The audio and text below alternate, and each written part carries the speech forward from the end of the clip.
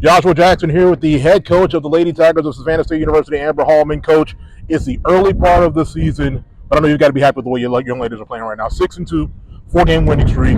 I know you've got to really be satisfied with what you've been able to see right now from what your ladies in the early part of the season. Yes, I'm extremely proud of my young ladies. They've been putting in work in practice and being intentional with the things that we do, offensively, defensively. So really praying that they continue to have fun out here and, walk with intention. Let's look back at last week's action. A doubleheader sweep of Payne College took care of business in both of those games, and then to go on the road and take care of business against Johnson T. Smith. The CIAA is a great softball conference, and to beat any of those teams in that conference really says a lot about the growth of this program. Talk about what you saw from your squad last week and getting those 4 wins.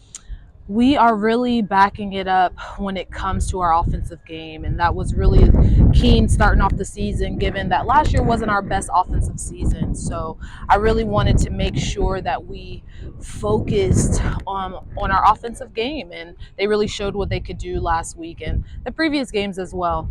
They got to make recognition from the SIAC this week. A couple of your players getting SIAC, sweeping the SIAC awards for the conference this week. At Melanie Dunning getting the Player of the Week, and Dee Allen with what she's been able to do in the circle. Those two young ladies, talk about being consistent. They've absolutely been consistent and been really key cogs in the success your squad has had these first 8 games. Yes, those student athletes, and I say student athletes because they are high caliber students as well. They've been working hard at practice and, always the ones picking your mind on what can I do better? What can I do to fix this? I want to do this. I have goals of this and this. So I'm seeing them step into that role confidently, and, they still want more. They're not content at all. And that's another thing that I wanted to talk about is that while some squads, they'll look at what they've done through this first part of the season, they'll kind of get what you call fat and happy, but it doesn't like these young ladies have done that. They're really hungry for more. They really want to show. You talk about having people see you the way you guys see yourselves, through 8 games, going 6-2, and they're back out here. They're working hard, and we got a big series this weekend up in Jacksonville. Yes, I think the key to it is to stay hungry. Stay hungry so you continue to strive. And, you set that standard for yourself higher than anyone sets one upon you. So, you're always surpassing other standards. We're going to continue to climb. Offensively, your young ladies through 8 games, you lead the conference in batting average, batting .413 as a squad, led by Ansley Hudson, who leads the conference overall in batting, .619 batting percentage so far. I had to play for her. Your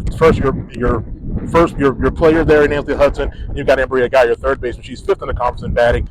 What you guys have been able to do offensively, has anything changed from what happened last year? What can you attribute to this offensive success that you've had so far this year? I think that within this year and last year, there's still, practicing hard, being intentional, but the mindset of I'm not going to get beat.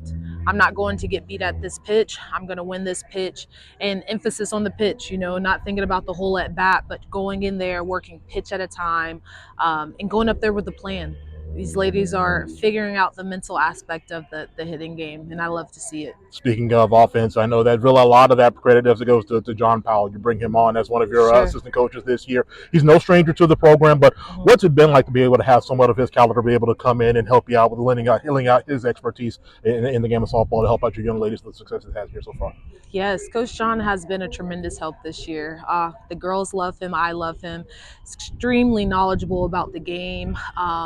Pours into the program, pours into the student athletes individually. You can tell he cares, and they can tell that he cares. So just makes them want to play even harder for him and for us. Now you get set to go down on the road to Jacksonville on Saturday. You get set to take on Trinity College of Jacksonville. Sure. Trinity's a solid squad. They've been building some things down there over the past couple of years, but if you're not careful, that's a team that can jump up and bite you. What have you seen from Trinity so far, and what's it going to take to bring home 2 wins back here to Savannah?